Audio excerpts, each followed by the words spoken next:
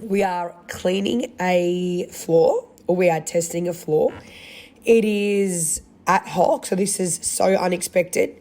I came to visit an elderly lady, so now I'm just seeing if her floors are truly marked, where she needs to get them stripped and resealed, which will cost her about $3,000, or if they're just dirty with a build-up. So I have sprayed the floor with Shyn Degreaser to marinate through any potential build-up grime. Now, my pole, you make it however high you want it. Your magic eraser must be soaking wet. Soaking. Make sure my pole is tight. Everything is up to size. Now let's see. Boom. There we go. Can you see all the build-up? You're going to see it when I show you the pad in a second. Now you'll see I've cleaned 3 half tiles. Now, this is 10 years worth of marks. Now, you ready? Look at this. 1, 2, 3. See how black that is? So that tells me, and the difference in colour on the tile when I'm cleaning it, that tells me that it is a build-up. But again, we won't know until it's dry. So I wanted to show you the whole process. Now, I really want you to keep in mind, this is at Hock. This was not planned.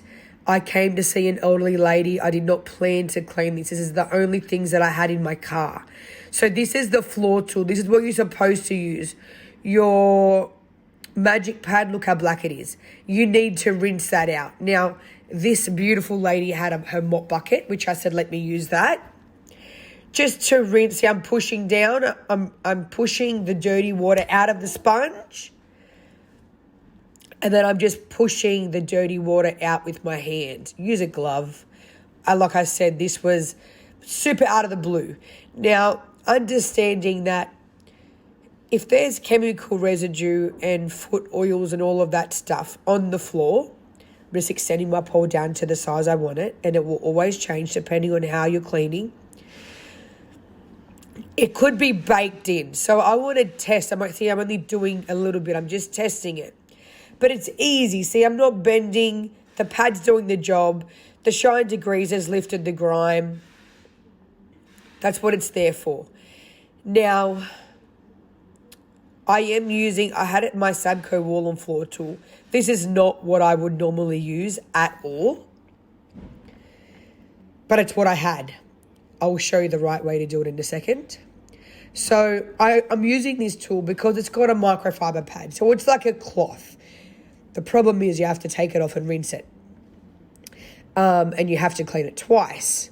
But that's just what I had to do at that stage. As long as I'm removing all the product, that's the main thing. This is what you should be using. Now, this is just a floor that I did yesterday in my dressing gown.